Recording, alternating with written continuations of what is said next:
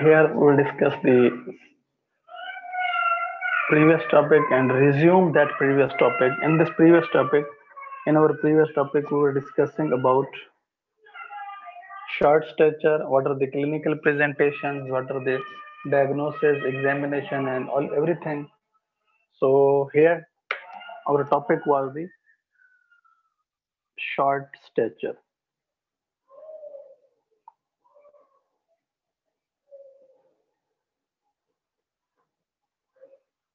What is that? Short stature. So there are two type of the short stature. One is the proportionate and other is the disproportionate. I think screen is little bit fonts are not clear. Now it's clear. So short stature is two type. One is the proportionate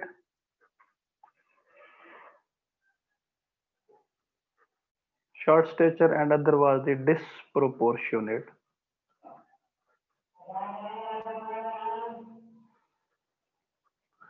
So we completely discussed the proportionate short stature, in which there was the some postnatal or acquired etiologies, some familial etiologies or normal etiologies and different. So let's discuss the disproportionate short stature.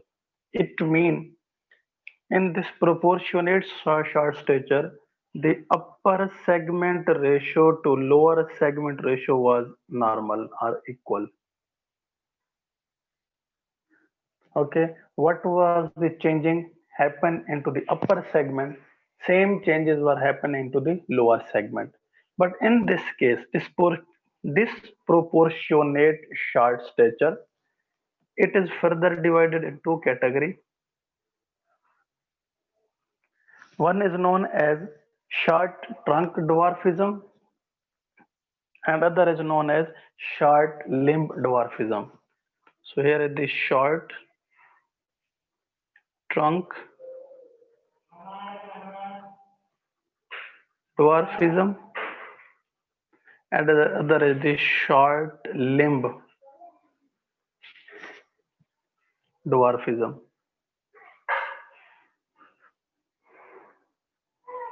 So in the short trunk, it means trunk is short than the limb.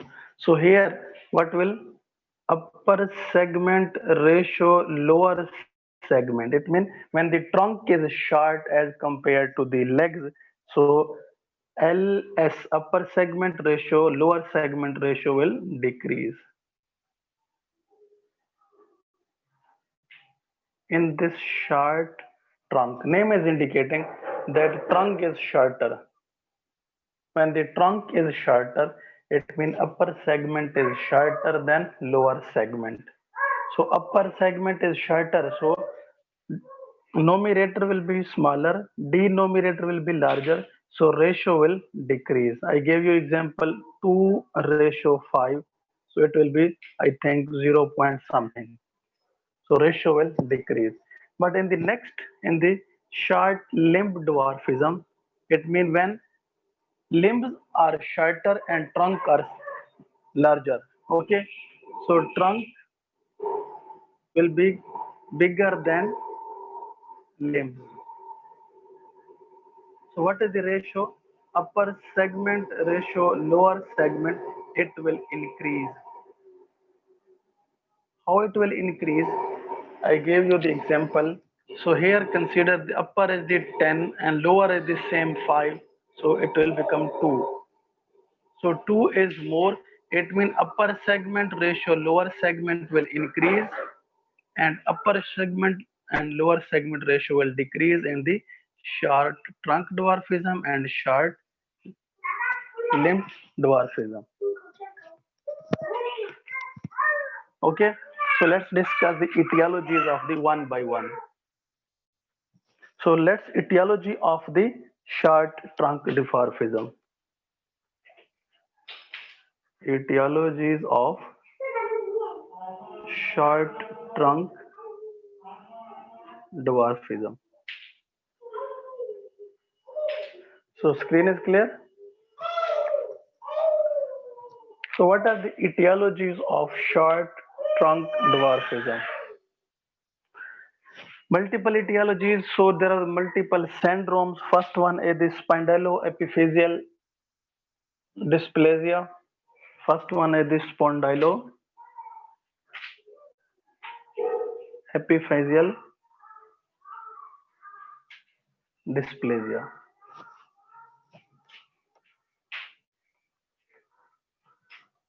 Spondylo means spinal cord, epiphyseal means epiphyseal plates of the spinal cord. It means vertebrae, they will not properly develop.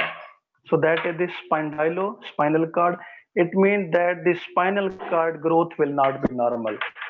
When the spinal cord growth is not normal, definitely spinal cord length will be smaller. So upper segment will be smaller than lower segment. Okay. Next one etiology is the mucopolysaccharidosis. Mucopolysaccharidosis. Mucopolysaccharide, these are the filamentous sugar. So it is a metabolic defect. In that metabolic defect, lysosomes are not present, so they will not break down the mucopolysaccharides. Okay, so it will lead to the mucopolysaccharidosis. So that will lead to the trunk dwarfism.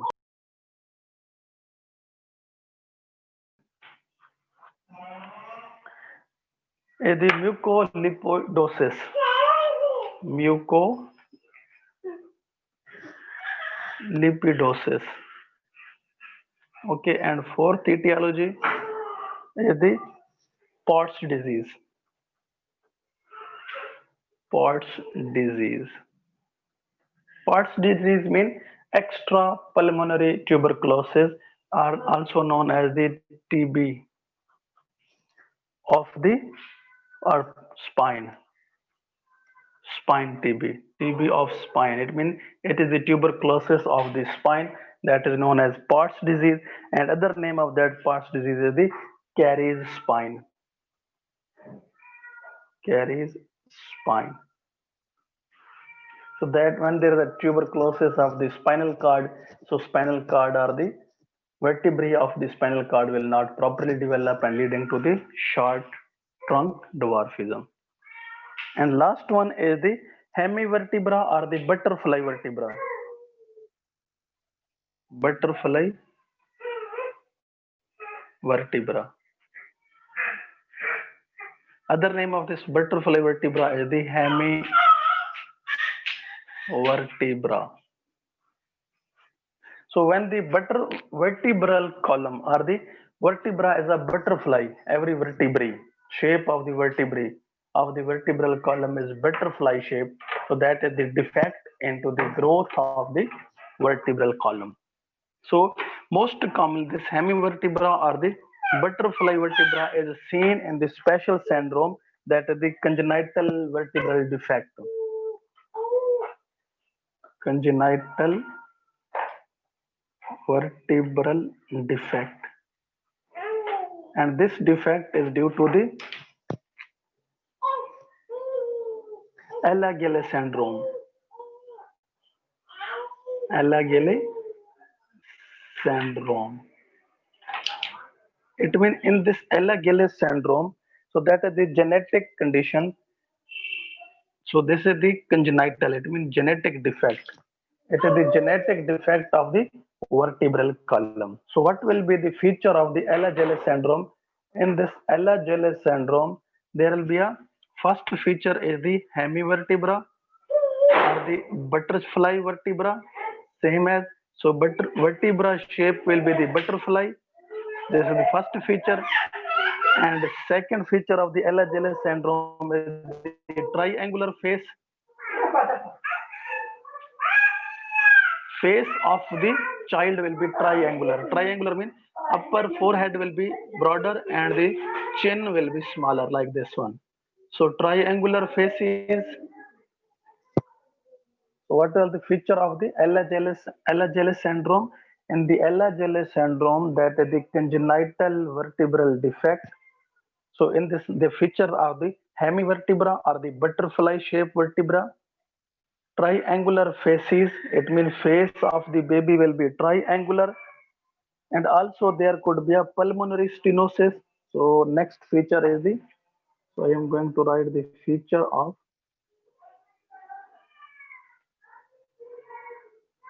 Ehlers-Danlos syndrome. Actually, Ehlers-Danlos syndrome is the congenital vertebral defect. Okay, so first feature is the hemivertebra. Hemivertebra mean butterfly, butterfly vertebra. Okay, second is the triangular facies. It means face of the child will be triangular. Upper portion will be broad, but lower portion or the chin will be angular. And third feature is the pulmonary stenosis.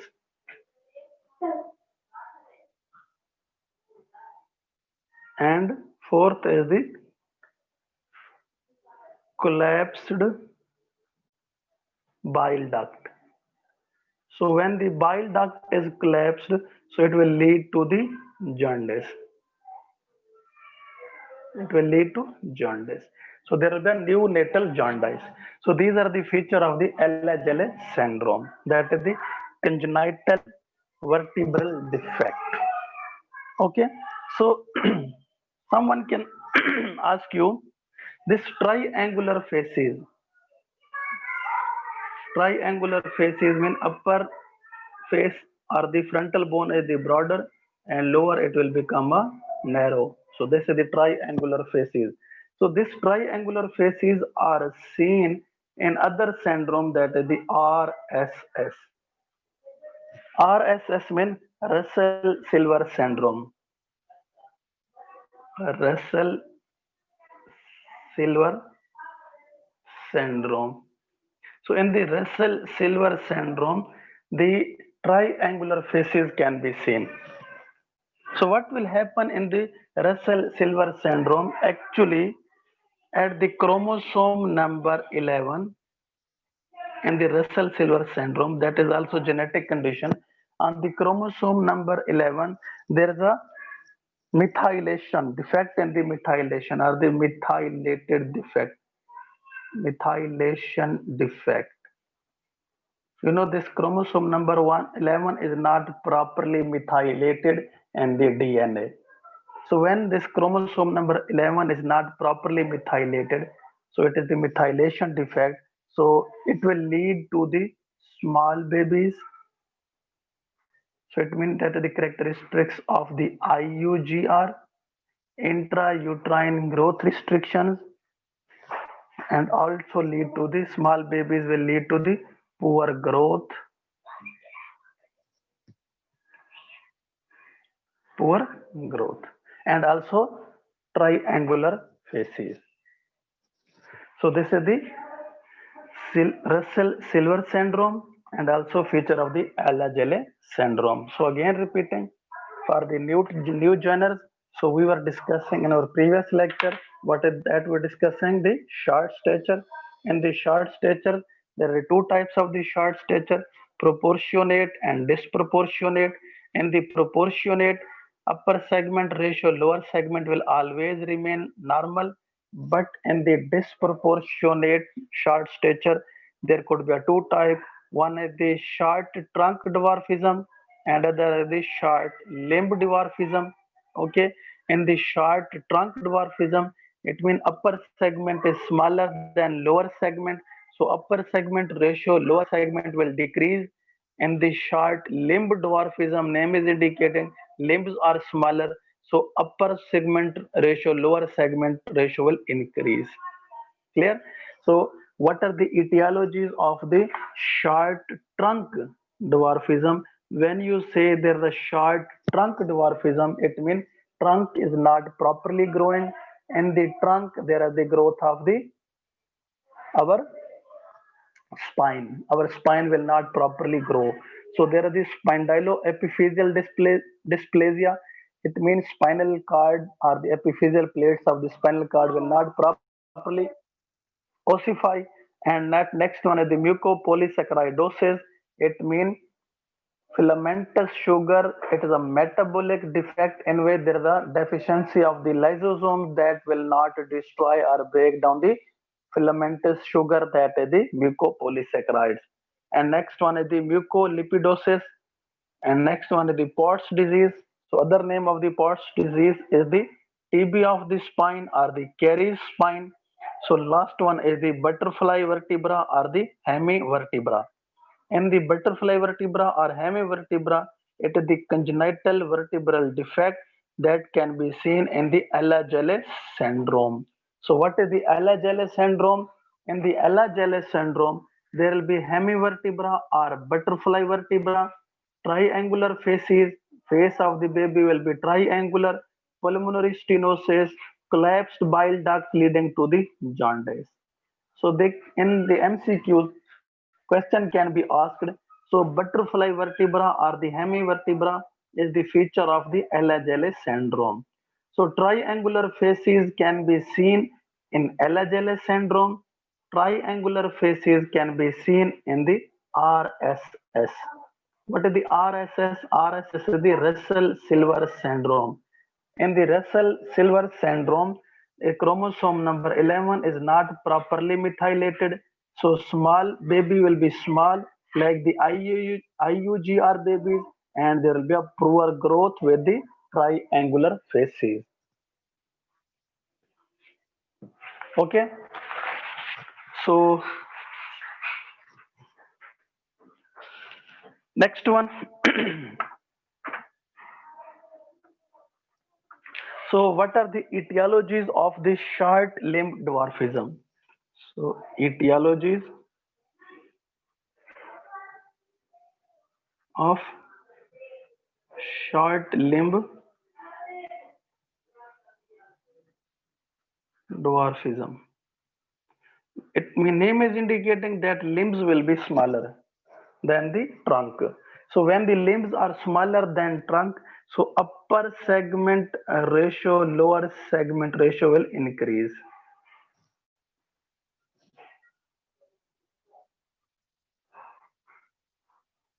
It means upper segment is larger and lower segment is smaller, so ratio will increase. So what are the etiologies? So most common etiology is the rickets, that is due to the vitamin D deficiency. So limbs, lower limbs especially, legs will become fragile and also bended.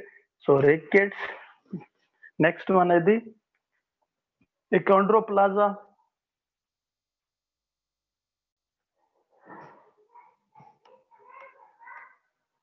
Achondroplasia.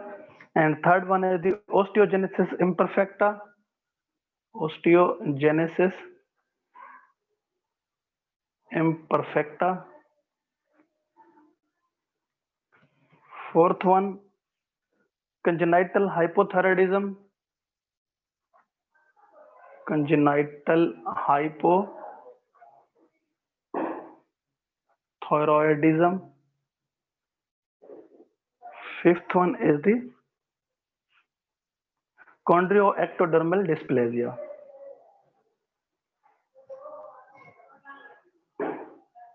Ectodermal dysplasia. So these are the pathologies. Okay, here is a question.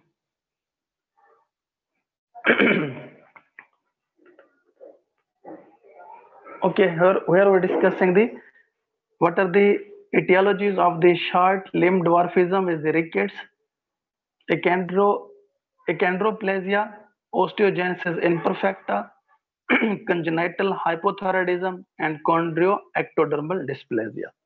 So these are the pathologies. So you have to remember all these pathologies one by one.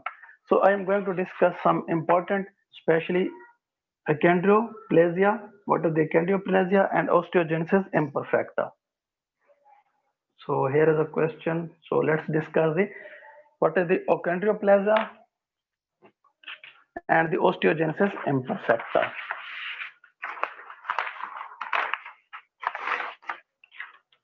So here is the page number 5.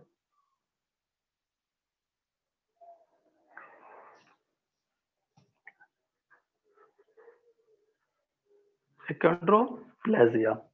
So everything is hidden in its word Achondroplasia. Everything is written in the word.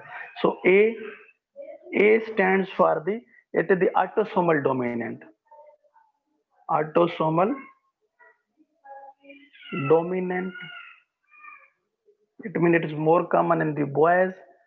So okay, and here is the defect in the achondroplasia. Here is the defect is the gene defect. And what is the gene that is defective? Gene is the FGR, FGFR3 gene. FGFR3 gene is defected. So what is the FGFR gene? It is the fibroblast growth factor receptor. Fibroblast growth factor receptor 3 gene.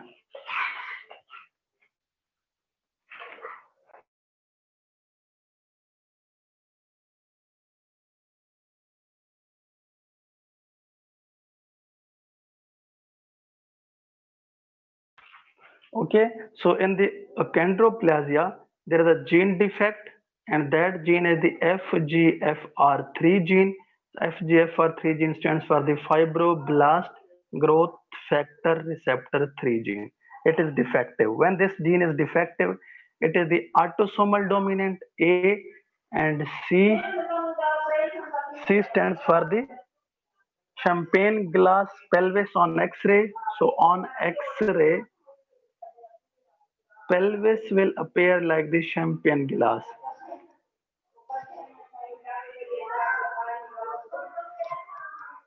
Champagne glass. So on the X-ray, the pelvis will appear like the champagne glass. So here is the glass of the champagne. So when you look at the pelvic inlet, so pelvic inlet look appear like this way on X-ray.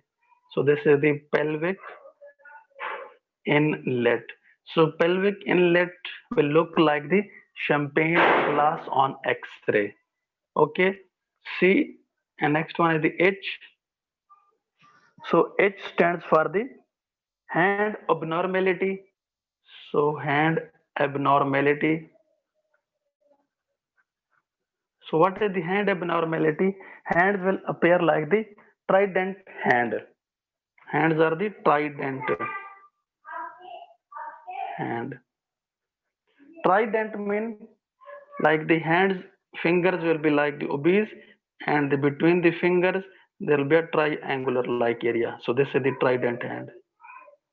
Obese fingers and the triangular area between these fingers. So this is the actually fingers are the oblique. Fingers are not proper straight. Fingers will be oblique and leaving a gap of the triangular space gap. Okay. Next one is the O. O stands for the people who will be obese, obesity. It will be more common in those children who are obese. And next one is the N. So there will be the neurological problems like the hydrocephalus, hydrocephalus, that is the neurological problems or the neurological manifestations.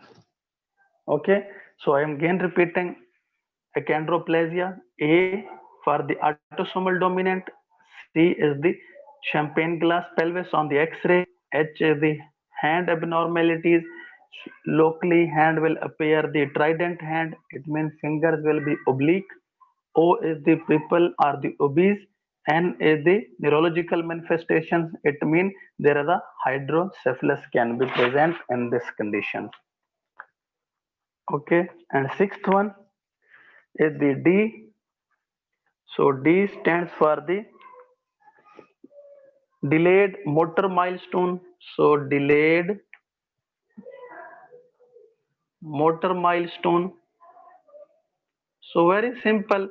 When the limbs are shorter, so the baby or child will walk delay because limbs are shorter. but trunk is larger in size. So due to the shorter limbs, the baby cannot walk properly or cannot walk early. So it will take a longer time to walk.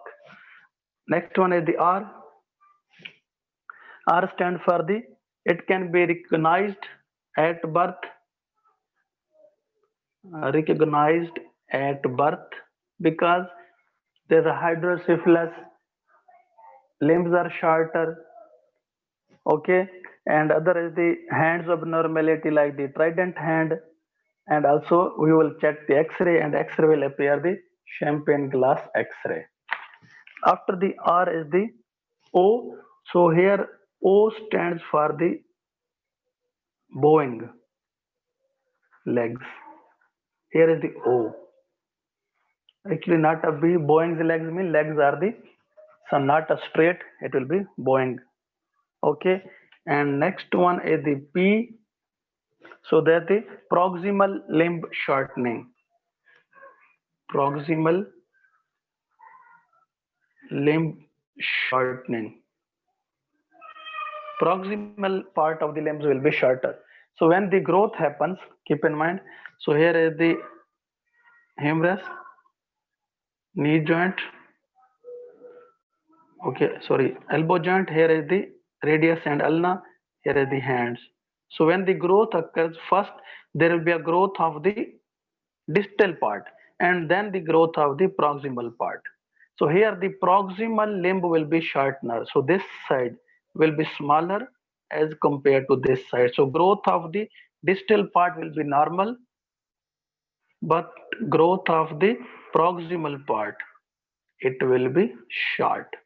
So normal distal but proximal will be short. Okay. So next one is the LA.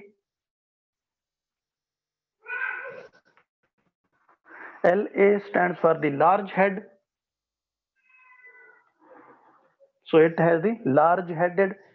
Next one is the S, plasia. So it will be short stature because it is the short stature. And next last one is the I. I stands for the interpedicular distance. So distance interpedicular. Inter I stands for interpedicular distance. What does it mean? It means distance between the pedicle of the one vertebrae and other vertebrae will decrease. Okay, so look at here. This is the one vertebrae. Here is the other vertebrae. So this vertebrae has the pedicle. This has the pedicle. So normally when you move from up to down, it means from neck to the pelvis. This interpedicular distance increases. When you move from top to bottom or uh, caudal to the craniocaudal, or means you move from the cranium toward the bottom or neck toward the pelvis. So this interpedicular distance increases. This is the normal condition. But here this interpedicular distance decreases due to decrease of the interpedicular distance.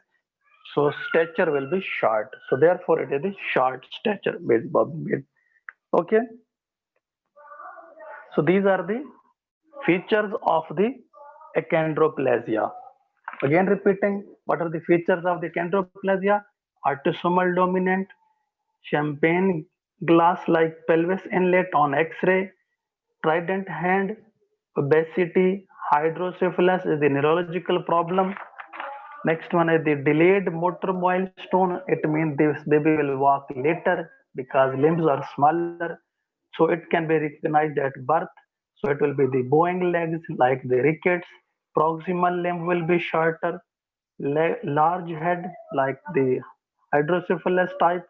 So it will be short stature and the interpedicular distance will be smaller or the decreases in spite of increase. So interpedicular distance decreases. So next one is the osteogenesis imperfecta.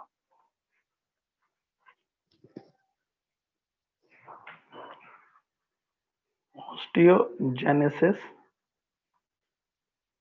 imperfecta. Other name of the osteogenesis imperfecta is the brittle bone disease. Brittle bone disease. It means bone will become brittle. Brittle means there will be recurrent fractures of the bone. So when there is osteogenesis imperfecta, what will happen with the bones? So there are the triad. Three features will be present. First one is there will be recurrent fractures. Recurrent fractures. Because bones are the brittle bone disease. So bones are brittle. So it will lead to the recurrent fracture. Other name of the recurrent fracture is the body deformity.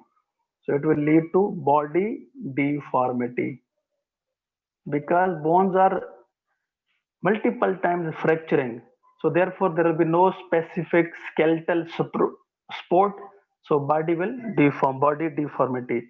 And other is the blue sclera. So when you study the ophthalmology, so when you feel there is a no cat in the background, so okay, so blue sclera. Okay, so actually in the osteogenesis imperfecta, you know the matrix of the bone for discussing the blue sclera, you know bone matrix. You know bone has the cortex and bone has the matrix. So there is a type 1 collagen defect. So it is the type 1 collagen defect that collagen will make the bone matrix. When type 1 collagen is not present, so there will be a bone defect or the matrix of the bone will not properly form. So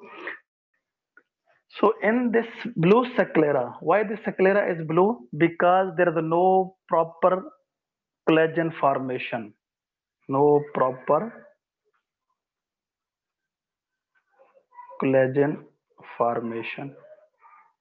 So when the newborn baby borns, so then the color of the sclera is also blue, but little bit blue. But with the uh, age, color will turn.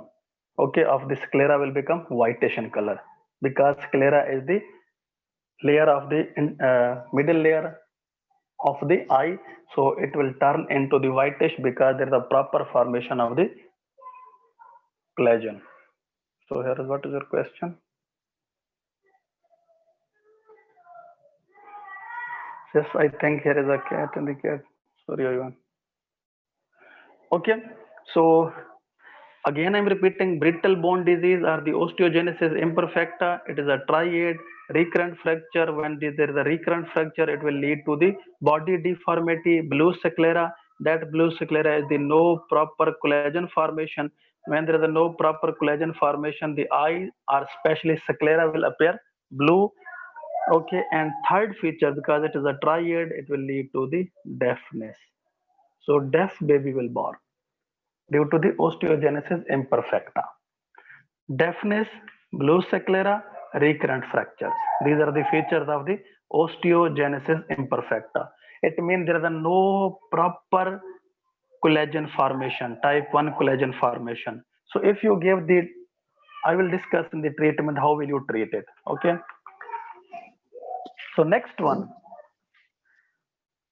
is the differential diagnosis. How will you diagnose it?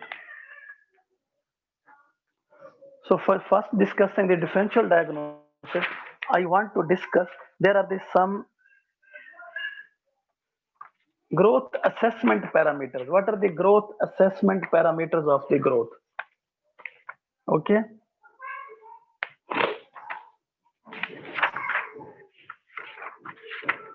So stay here. Next topic is the growth assessment. So next is the steps in the assessment of the short statures.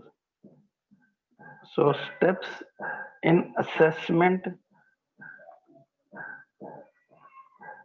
of short stature.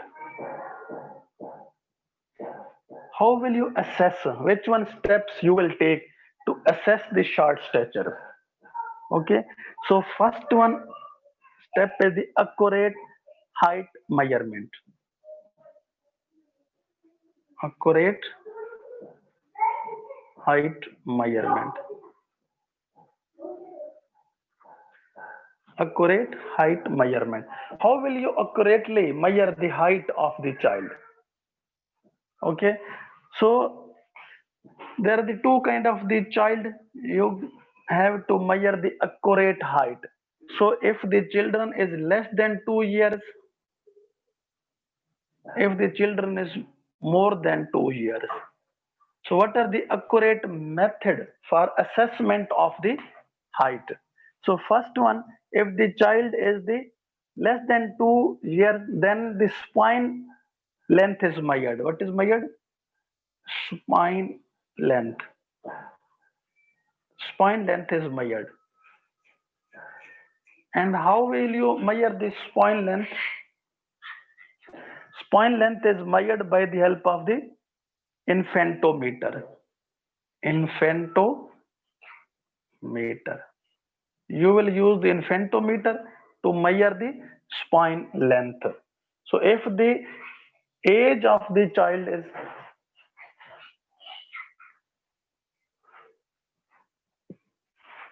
आके खामोश हो जाओ, मैं मुझे सब कुछ दिख रहा है और सब कुछ पढ़ भी लेता हूँ मैं, ठीक है ना, ये क्लास है. Okay, so accurate height is measured. How will you measure the accurate height? First one, if the children age is less than 2 years, you will measure the spine length, and that is measured with the help of the infantometer.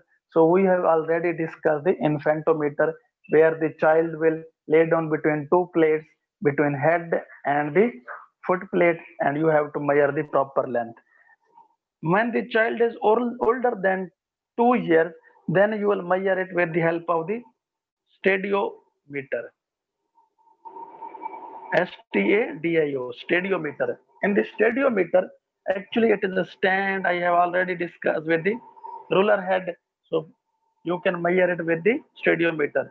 So first step is the accurate height measurement. So you should measure it accurately. If you will not measure it accurately, definitely it will be a gigantism or dwarfism. Next one, assessment of the height velocity. Next step is the assessment of height velocity.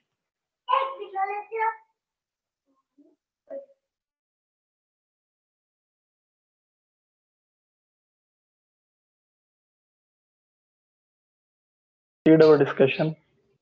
So today I feel my speed is somewhat, I'm going speedy because it is a very big subject. So we have to overcome this subject maximally.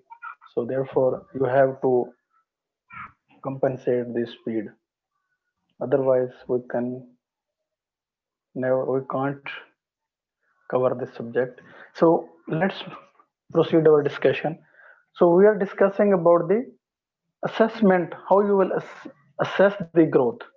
So it means what are the steps for the assessment of the growth or the assessment of the short stature. So first step was the, it mean height should be measured accurately. If you will not measure the height accurately, maybe you will find the short stature. So I told you how will you measure the height accurately. If the height age of the children is less than 2 years, then it should be measured with the infantometer. If the age of the child is more than 2 years or older than 2 years, then the height should be measured with the older children height should be measured with the stadiometer. Okay, so it means height should be measured accurately if you want to assess short stature. Okay, second step is the, there should be assessment of the height velocity. Assessment of height velocity.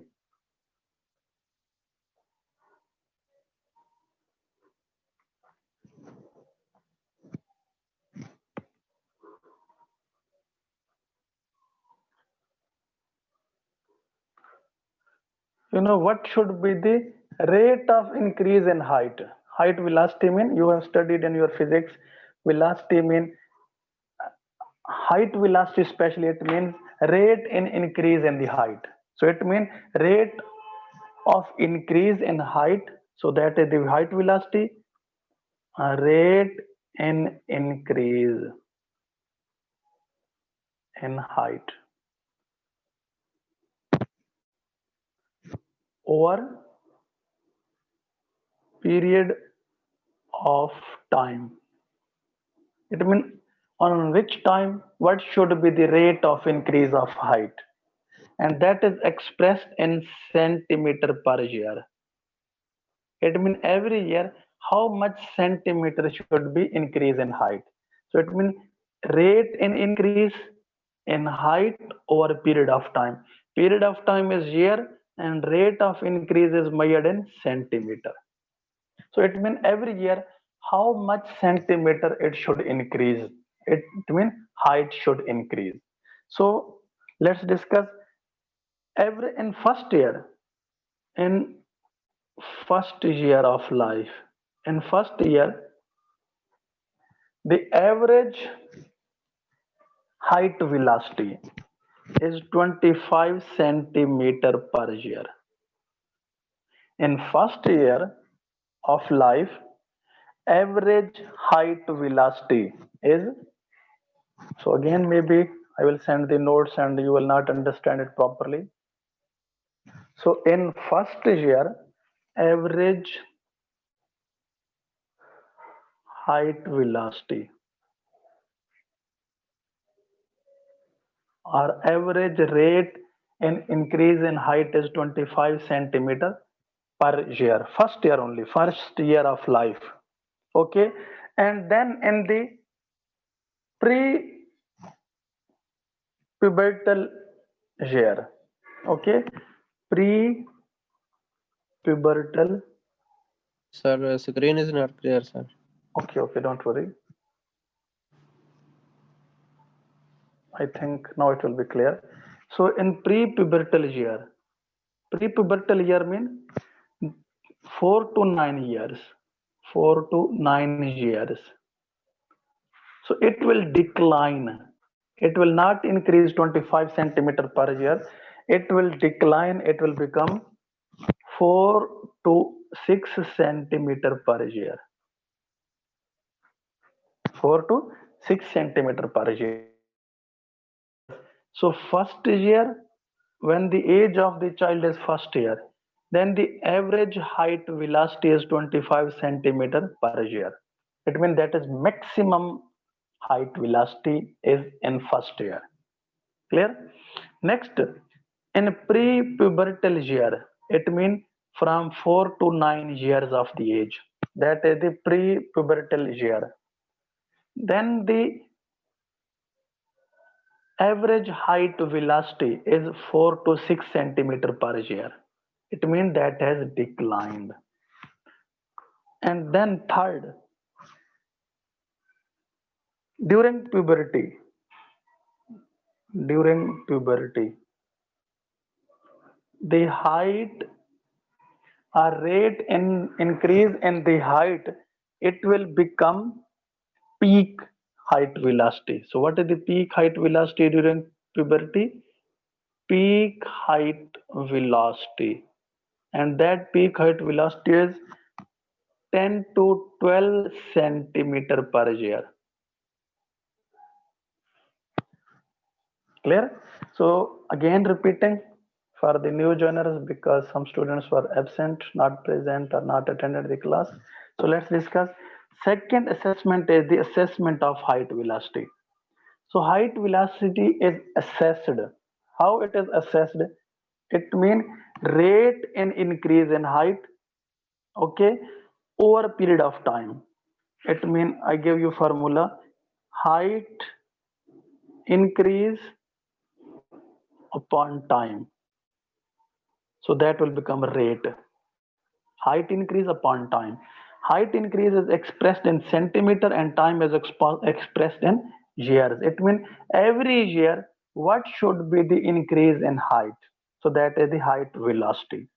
In the first year of life, average height velocity is 25 centimeter per year from birth up to first year. And then pre-pubertal years, it means 4 to 9 years, the average height velocity is 4 to 6 centimeter per year. It means that has decreased or declines. And during the puberty, peak height velocity is 10 to 12 centimeter per year. So that is the you will assess by this way. Next one is the third assessment criteria is the you have assessed it and then you will make a comparison. Third assessment is the comparison with population. Population, it means other population, you will compare it normally and you can call it norms. Comparison with population norms. So when you have assessed the height, then you will express that assessed height in form of graphs and compare it with the other population. After the assessment of the height, you will express the height and plot it or express it in the form of the graph on growth charts. It means then you will make the growth charts. And we have studied that these growth charts are the centile, or these growth charts are the z-score. Other name is the standard deviation. Standard deviation are the SD growth charts. So centile we have already discussed. So this is the third percentile, 50th percentile. Here is the 90th percentile. So you will plot a growth chart and express it on the growth charts. Here will be the height and here will be the year. And this is the percentile, third percentile, 50th percentile, 90th percentile. Other is the z-score or the standard deviation. So that is expressed here is the age in years, and here is the height, and this will make is the -3 standard deviation, -2 standard deviation, -1 standard deviation. Here is the 0, +1, +2. So these are the different kinds of the standard deviation. If it is below the -2 standard deviation, that is the malnutrition or the abnormal growth or the short stature. So if it is presenting 0 or up to 1, so that will be a normal. So you will express it in the form of the growth charts, and that growth charts are available in the form of centile or in the form of the standard deviation. Clear? So next one step, when you have assessed it, next step is the differential diagnosis. How will you make the DD, differential diagnosis of this short stature? And this differential diagnosis of the short stature is based on three things. This differential DD of short stature is based on where it is based on the history. You will take the history from the parents. It will based on the examination. You will examine, and it is based on the lab evaluation. We'll do some lab test. So it means differential diagnosis of the short stature is the based on the history. Okay, you will based on the examination and the lab examination. So first differential diagnosis is on the base of the examination, that is the bone age. What is that? Bone age assessment. So we have discussed this bone age assessment. It means bone age will assess there the proper or the less age of the child or the more age of the child, who we have discussed in detail, so it should be done with the short stretchers. And next one is the how will you make the differential diagnosis upon the history. You will get the history, and how will you make your diagnosis upon the on the basis of the history. How will you make your diagnosis? If you get the history and history tells you there is a low birth weight, then your diagnosis should be SGA. Okay, so it means this diagnosis is on etiology. On etiology. So it means when the history tells you there is a low birth weight, then etiology can be SGA, small for gestational age. Again repeating, you can make the differential diagnosis on the basis of history. You will get the history. When you will take the history, it will tell you etiology, and then definitely you will diagnose it. Clear? It means when you know the history, you will estimate etiology, definitely you will diagnose it. Okay.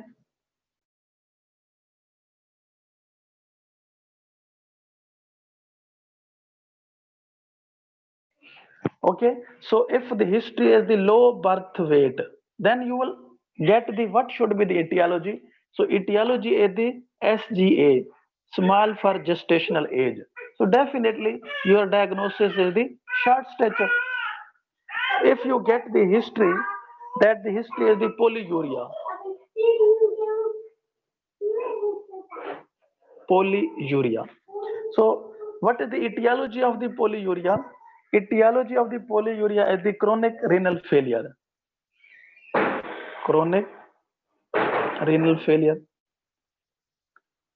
So, this is the etiology. When the etiology is the chronic renal failure, so history will tell you that the patient has the polyuria. From this history, you can estimate the etiology. Okay, so let's discuss other is the history. Someone or the parents tell you there is a chronic diarrhea. Chronic diarrhea. What does it mean? Chronic diarrhea mean, so there could be the etiology of some malabsorption. Malabsorption. Sprue disease. Okay, so you will ask the patient or the parents to change the food. Okay, so etiology is the malabsorption. So next they will tell you the history. Here is the history, and on the basis of the history you will make your etiology, and on the basis of that etiology you will make your diagnosis. So here if they tell you the history of the neonatal hypoglycemia,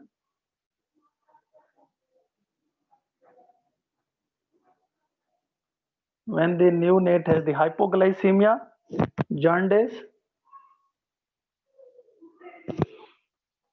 headache, vomiting, then definitely then you will make the etiology that this neonatal hypoglycemia, that can be due to the hypopituitarism, hypopituitarism. Okay, and then there could be a hypopituitarism. It means pituitary is less functional, or there could be a hypothalamus function. Hypothalamus function is not properly working properly. So when there's a we call it pan hypopituitarism. It means hypothalamus is not working, pituitary is not working properly. So there could be some space occupying lesions in hypothalamus. Sir screen show नहीं हो रही. Okay, okay.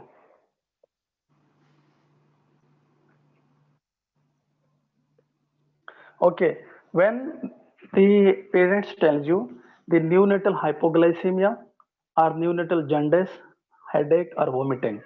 So then you will make the etiology that this neonatal hypoglycemia, jaundice, or the headache or vomiting is due to the hypopituitarism, or the hypothalamus is not functional, but there are the some space occupying lesions in the hypothalamus and pituitary. So this space occupying lesions in the hypothalamus and pituitary is the tumor, and that tumor is the craniopharyngioma. Cranio, it means it will start from the cranium or the brain and move up to the pharynx. So that is the most common tumor in the childhood or the child. So craniopharyngioma, it is the space occupying lesions that will suppress the hypothalamic function and pituitary function. So therefore, it will be a neonatal jaundice, headache, vomiting, and the neonatal hypoglycemia. So you will get the history, and on the basis of that history, you will make the etiology, and then you will make your diagnosis. So it means diagnosis is based on the history, and then examination, and then the lab assessment. Okay, or the you will do the lab evaluation. So this is the based on the history. Next one, what on the basis of the examination of the on examination, how will you identify the short stature? So here is the page number 13.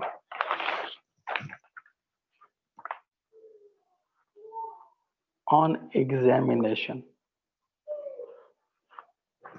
Next one is the on the basis of the examination, how will you make your DD of the short statures? Okay, so on examination, the DD of the short stature. So if there is a disproportion, if there is a disproportion mean short stature.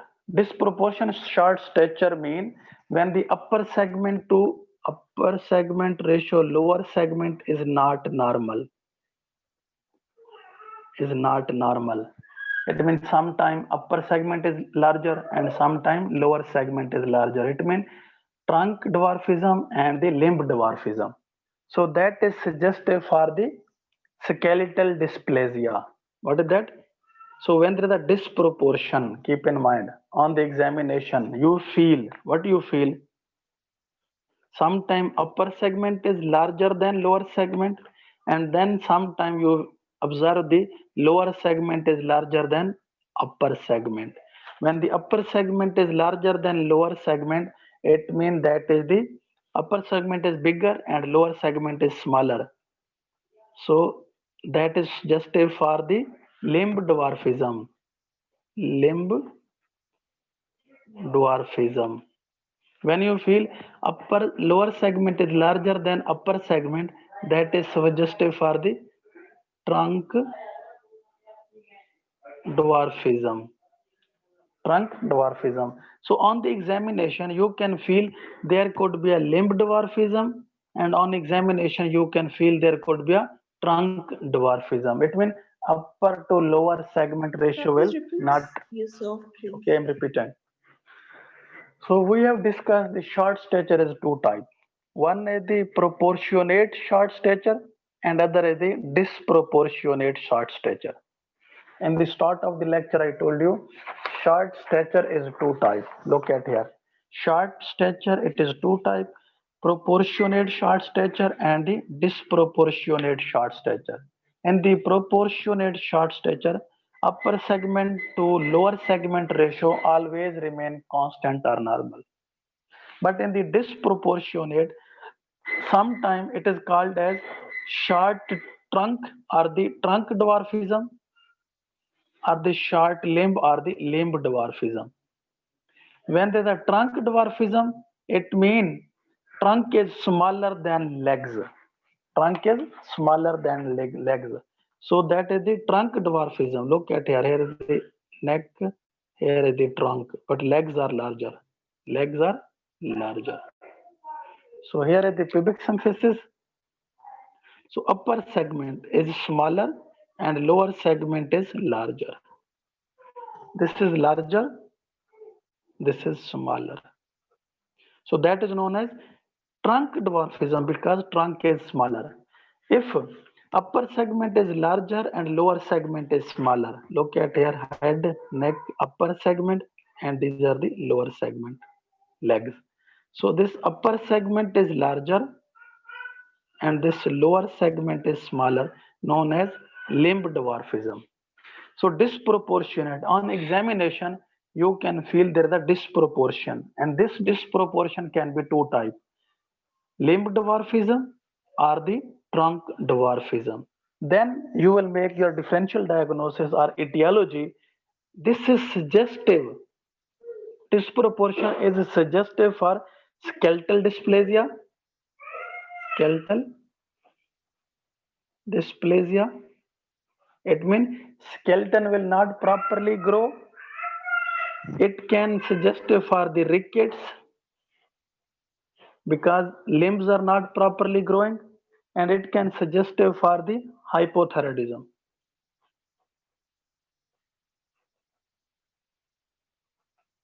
Etiology, you will make your etiology on the basis of examination.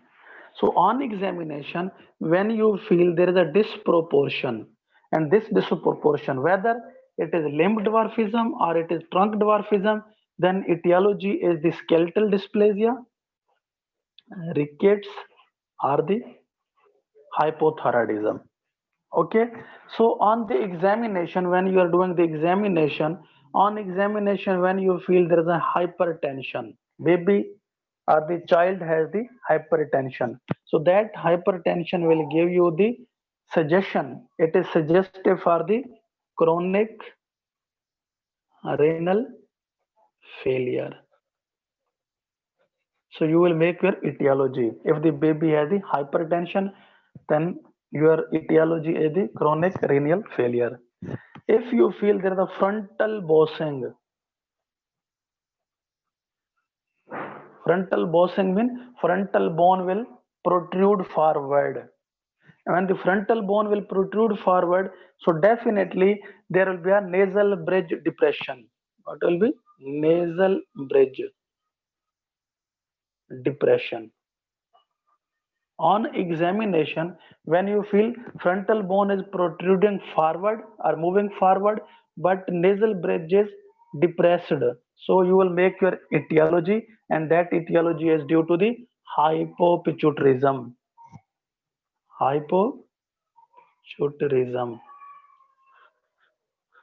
So these etiologies you are making on the basis of examination.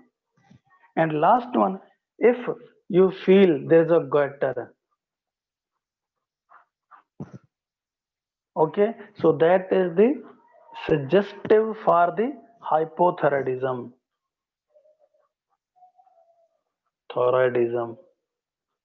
And lastly, if you feel there is a central obesity,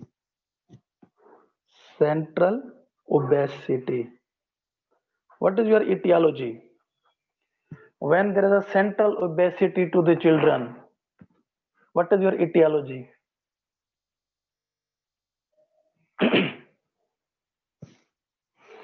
Central obesity, moon like face. So that is Cushing. Definitely that is Cushing syndrome. That is Cushing syndrome.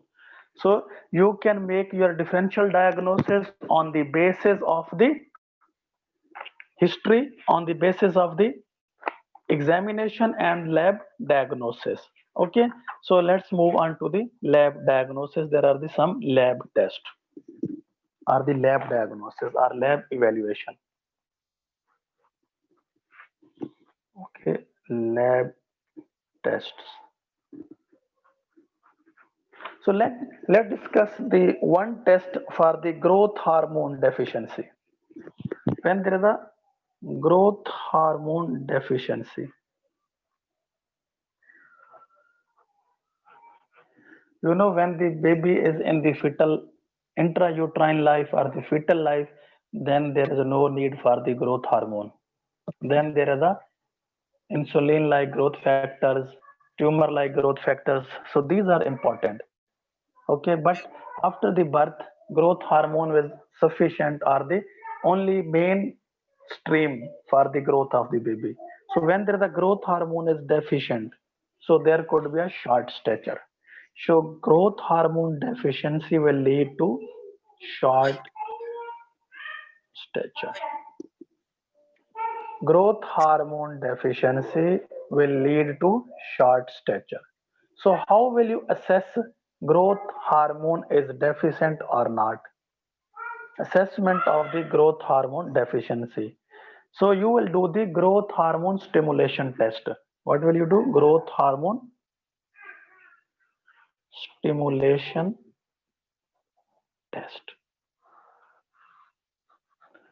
It means you will stimulate the growth hormone to test it. How will you stimulate the growth hormone? You can stimulate the growth hormone for you will give the clonidine to the patient. Clonidine growth hormone stimulation test. So actually clonidine is the antihypertensive drug. So you will give the antihypertensive clonidine. Okay, and that clonidine will act centrally. It means that will act on the central nervous system and it will stimulate, positive mean stimulate the alpha adrenergic receptors. It will stimulate alpha adrenergic receptors. Again repeating, clonidine is the antihypertensive drug. When you will give it, it will act centrally means central nervous system. So brain and spinal cord, and then will stimulate the alpha adrenergic receptors. So that are involved, this alpha adrenergic receptors are involved in the regulation of the growth hormone release. So they are release of the growth hormone. Clear? So when you will give the clonidine, that is actually antihypertensive, that will act centrally, that will stimulate the alpha adrenergic receptors, so which are involved in regulation of the growth hormone release. So you will do the test after 60 to 90 minutes. Then you will check the growth hormone after 60 to 90 minutes giving the clonidine. So given after oral administration of the clonidine, 60 to 90 minutes you will check the growth hormone. Maybe growth hormone are secreting more or less. If the growth hormone are not secreting, it means there is a defect in the pituitary and that is the hypopituitarism. Clear? So same as the growth hormone test, other as the test is done by the insulin. If the clonidine is not available, then you can do the insulin growth hormone stimulation test. So when you will give the insulin, definitely after giving the insulin, it will cause the hypoglycemia because glucose insulin level will increase. So this insulin will go to the muscle, all the glucose will be utilized. So lead to the hypoglycemia and we call it insulin induced hypoglycemia. What you call it? Insulin induced hypoglycemia. So this insulin induced hypoglycemia is a potent for stimulation for the growth hormone release. It is a potent stimulation or the stimulation for growth hormone release. So it means you will give the insulin level will increase, so glucose absorption will increase, so glucose in blood will decrease, it will lead to the hypoglycemia, and that hypoglycemia is called as insulin induced hypoglycemia. So that will potently stimulate the growth hormone release. Clear? So by this way you can check the growth hormone, or these are the lab diagnosis for the growth hormones for the pituitary and so on. Okay, last one is the treatment. How will you treat the short statues? You have make the assessment, you have make your history examination, and after the history and examination, finally you will treat the or management. So how will you manage the short stature?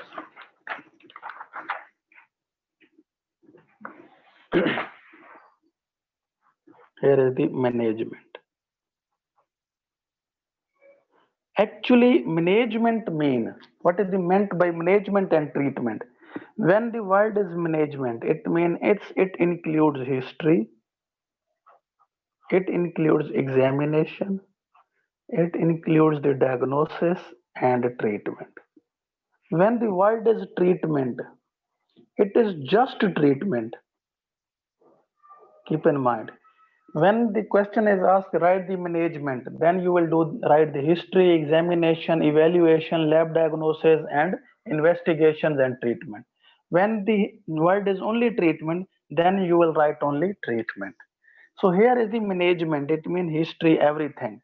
So how will you manage the short statures? It means management of the short stature. Actually, first management is the non-specific management, and second one is the specific management. In the non-specific management, what will you do? You will do the counseling with the parents. Doctor will do the counseling with the parents. It means you will boost his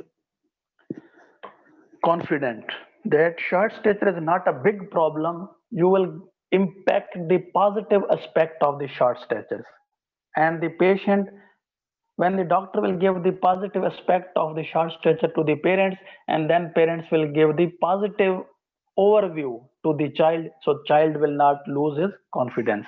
So only counseling with the parents is done to boost his confidence. And secondly, you will advise the nutrients or the dietary advice. You will advise or the dietary advice is given. What does the dietary advice? It means you will advise the micronutrients and the macronutrients that can boost the growth. So it means it is a still children. So if during the child age you will advise the some micronutrients or macronutrients, so diet will be okay, and definitely then the everything will be okay. Next one is the specific management. In the specific management, treat underlying cause. Treat the underlying cause.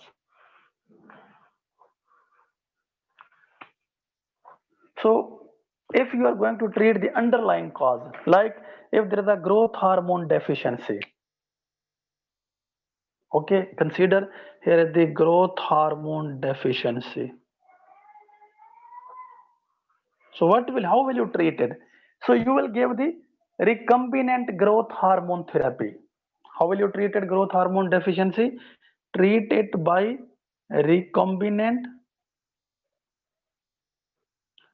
growth hormone therapy. It means you will give the recombinant technique or recombinant, the growth hormones are also available in the market, and that we got from the recombinant technology. Okay, and these are given subcutaneously. Growth hormones are given subcutaneously. How much times? 5 times per week. 5 times per week, and for years. For long time, especially it is written in your book, for long times. So treatment for the growth hormone deficiency is the recombinant growth hormone therapy. You will give the growth hormone subcutaneously 5 times in a week and for the years, but it has some adverse effect. Adverse effect. What are the adverse effect of the growth hormone therapy? So adverse effect is the pseudotumor cerebri. Pseudotumor cerebri. Pseudo mean false tumor, cerebri, brain. So it means in the brain, after giving the growth hormone, the patient will feel there is some tumor-like symptoms. What are the tumor-like symptoms? If you give the growth hormones, so in the brain, patient will feel there are some tumor in the brain. What is the tumor in the brain? It means false brain tumor. So it will increase the brain pressure or intracranial pressure will increase, ICP will increase, or increase the brain pressure. When the brain intracranial pressure will increase, it will suppress the optic nerves. When the optic nerves are suppressed, so it will lead to the vision problem and headache. So these are tumor-like symptoms. You know, when there is a tumor in brain, so that tumor will occupy some space, and this tumor will suppress the nearby organs or nearby areas. So definitely intracranial pressure or pressure inside the brain will increase due to presence of this space occupying lesions. Okay, so but when you take the growth hormones, so growth hormone will also increase the intracranial pressure. When this intracranial pressure will increase, it will suppress the cranial nerves. So when the optic nerves, so when the optic nerves are suppressed, why the optic nerves are only suppressed? Pseudotumor cerebri, it means in the brain there are the tumor-like symptoms. Why? Because why there is only vision problem? Actually, optic nerves that will move from the our eye, both sides of the eye, left eye and the right eye, and they will pass through the optic chiasma, crosses the optic chiasma, and then they will move to the occipital lobe. Here is the occipital lobe, especially in the calcarein fissure, where calcarein fissure. So when there are raised intracranial pressure, ICP, intracranial pressure is raised, so they will put a more pressure on the optic nerves. So this optic nerves will feel pressure. So when they will feel a pressure, so there are some visual problems or problems related to the vision. So next one is the headache, because the all the nerves in the brain are stretched. You know, when the intracranial pressure will increase, all the nerves in the brain will stretch. So these stretched nerves ending, they will give the headaches. Okay. So this is the pseudocerebri. Next one, treatment. If there is a problem, underlying cause, if there is a problem of the osteogenesis imperfecta, how will you treat it? Osteogenesis imperfecta. When there is a osteogenesis imperfecta, especially type 1, because Hadi has asked me, so in previously I told you, so there is a type 1 collagen defect. So when there is a osteogenesis is also indicating, name is indicating osteo mean bones and genesis mean growth. When the growth of the bone is not normal, especially matrix growth, not a cortex growth. So when the growth of the bone is not normal or not a perfect due to the collagen defect, so you will treat the osteoporosis. Osteoporosis. How will you treat the osteoporosis? So medicines that are used for the osteoporosis are the biphosphonate. What will you do? You will give the bisphosphonate. It means when there is a disease is osteogenesis imperfecta, then you will give the medicines. Which one medicines? Medicine that are used for the osteoporosis, and that group of the medicines that are used for the osteoporosis are the bisphosphonates. And which one bisphosphonates you will give? You can give. So this is the bisphosphonate class, and that bisphosphonate is the alendronate. Alendronate. You can give the alendronate. That alendronate belongs to the bisphosphonate group, and that is used for the osteoporosis, and we can use it for the osteogenesis imperfecta. And other is the, we can use it pamidronate. Pamidronate. So these medicines are used for the osteogenesis imperfecta. So you can use the alendronate and the pamidronate, and these both alendronate and pamidronate belongs to the bisphosphate class, and this bisphosphate class is used for the treatment of the osteoporosis, and we can use it for the osteogenesis imperfecta. Okay, so this is the, if the osteogenesis imperfecta is the underlying cause, so you can treat it by giving the bisphosphonates. Okay, next one.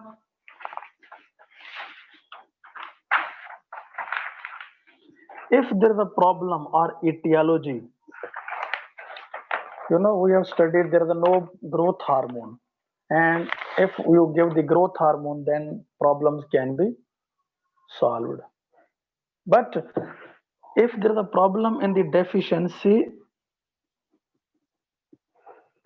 of growth hormone, then what will you do? You will give the growth hormone. What will you give? You will give the growth hormone subcutaneously 5 times per week, not a day, and for years. So how many years you will give the growth hormones, because these have the side effect. Okay, so then you will try to correct the hypothyroidism. Okay, sorry, hypopituitarism, because growth hormone is secreted by the pituitary, so you will try to correct the pituitary, and you will try to correct the hypopituitarism. Okay, so next one, if there is a problem for the hypothyroidism, hypothyroidism, when there is a hypothyroidism, thyroid glands will function less, T3, T4 will be less, TSH will be less, so basal metabolic rate will be less. When basal metabolic rate is less, so growth will be retarded. So how can you treat the hypothyroidism? You can give the levothyroxine. Levothyroxine. You can treat it by giving the levothyroxine, levothyroxine replacement.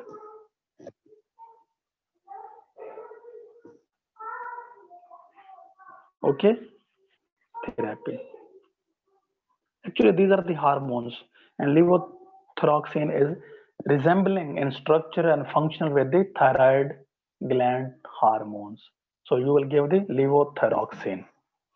And lastly, what will you advise? At the end, you will advise the some things for the advice. So you are a doctor, so you will advise at the end for the short stature. So your advice is the dietary rehabilitation. You will give the dietary rehab. Dietary rehabilitation for the undernutrition, because baby is undernutrition. So how will you assess the baby is undernutrition? So you can measure the upper arm circumference, okay, head circumference, chest circumference.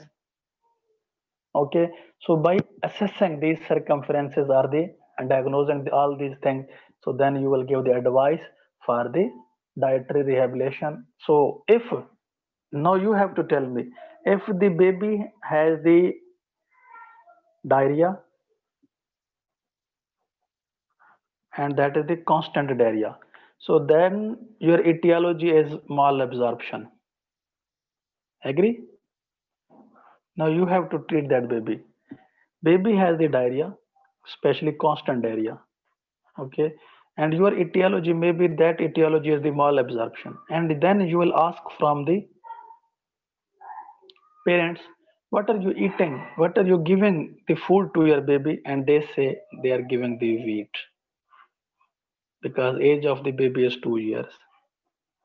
2 years baby or child have the constant diarrhea after eating food that is You make your etiology, and that etiology is due to the malabsorption, and that food is the wheat. So which one is the disease? Due to wheat, baby has the constant diarrhea, and you make your etiology that this diarrhea is due to the malabsorption. Gluten sensitive enteropathy. Good. That is the gluten sensitive enteropathy. So how will you treat it? So you know, in the gluten sensitive enteropathy, there will be TTP antigen, tissue transplant, okay, transmembrane type of the antibody will produce TT. So how will you treat it? You have made your diagnosis, you have made your etiology, and how will you treat it? You will give the gluten-free diet. Okay, good. You will give the gluten-free diet. So if you ask the patient, give the gluten-free diet to your baby, what they will think? They will ask, doctor, which one diet? So if you ask him, give the gluten-free diet, then definitely they will ask, so that doctor, which one diet? So which one diet you will give that is gluten-free? I think the mnemonics was the barley, rice, okay, and wheat. These are things, okay. Avoid the wheat, give the rye and the barley, okay. So you can give the barley, rice, and avoid the wheat. Don't give the wheat, just only give the rice and the barley. These are the gluten-free diets. So here I am completing by the short stretchers. We discussed the short stature is the proportionate short statures, disproportionate short statures. What are the etiologies of the proportionate? What are the etiologies of the disproportionate short statures? What are the differential diagnosis on the basis of history? Differential diagnosis on the basis of the lab diagnosis or the lab examination, and then we discuss it on the basis of examination. How will you make differential diagnosis? And finally, how the treatment, okay, or management. And last step was the advice. What will you advise? Dietary rehabilitation. Okay, so first step is the counseling, and then treat the non-specific treatment is the counseling, and the dietary recommendation, especially micronutrients or the macronutrients. Okay, and a specific treatment is the treat the underlying cause. When there is a growth hormone deficiency, give the growth hormone.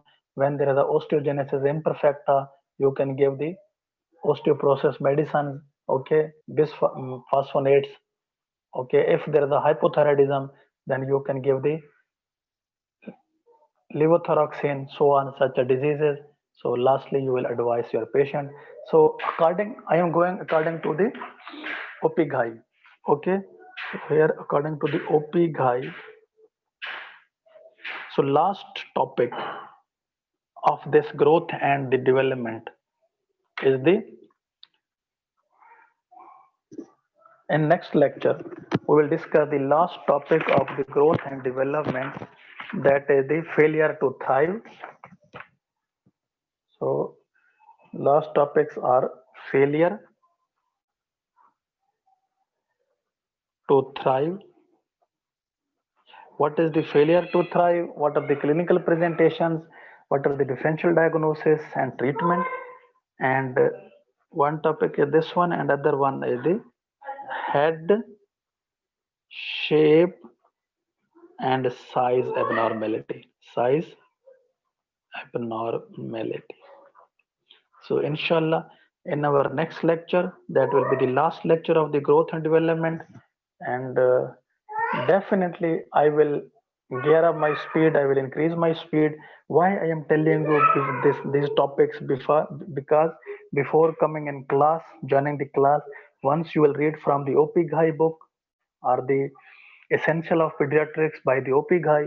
So what is the meant by failure to thrive, and what are the different uh, head shapes and the size abnormalities of the head and head shape and size. So whatever my speed is, you will understand it better. Okay, so these are the last topics. Okay, what is that question is here? Here is the question, please. Image of the lecture in the group. Okay, so actually when the students demand for the lecture notes in the group,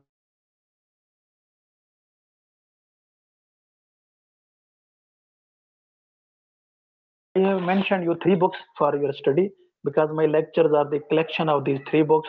First one book is the OP Guy. So I will never send a lecture notes again because you will not open the book. So you can open the book of the OP Guy for the essential of the pediatrics, or if the OP Guy is not available, then the Pervez Akbar. Maybe some international students, Pervez Akbar is not available, then they can study the OP Guy. If the OP Guy is not available, Pervez Akbar is not available, then you can go with the Nelson. Okay, so these three are the recommended books. I am making my all lectures from these three books combination. OP Guy is best, and then Pervez Akbar for the Pakistani students. If the both are not available for international students, the Nelson book for the pediatrics is available, so you can go through the Nelson. If I share the lecture notes, I have no problem, but I felt multiple times that students don't open the book. So, inshallah, in our next lecture, that will be the last lecture on the growth and development, and then we will move on the electrolytes. Okay, we'll move on to the development and we'll complete it as soon as possible because I want to complete all these basics in this 2 or 3 or 4 lectures, and then we'll move on to the systemic. Okay, systemic. If our pediatrics, again, I am telling you, if due to any reason our pediatrics will not complete, remains incomplete, we will continue in the vacations. But you will also may have a image that same was asked for the forensic medicine, but you did not teach even a single class in the vacation for the forensic medicine. So but there are the multiple reasons. One reason was I did not teach you the forensic medicine. One reason was that the university has given us extra burden for making the your makeup examination paper. I was busy for making the exam papers, especially makeup exam papers for those students who are fail in the biochemistry, epidemiology, forensic medicine, parasitology, dermatology, pediatrics, gyneobs. So I was arranging at least 7 to 8 papers, so I have no time. Other student university also put a burden to check all the papers that would got from you online. Like I got 2 papers from you, epidemiology and forensic medicine. One paper from your spoiled for making the makeup exams and for checking the paper, making their result.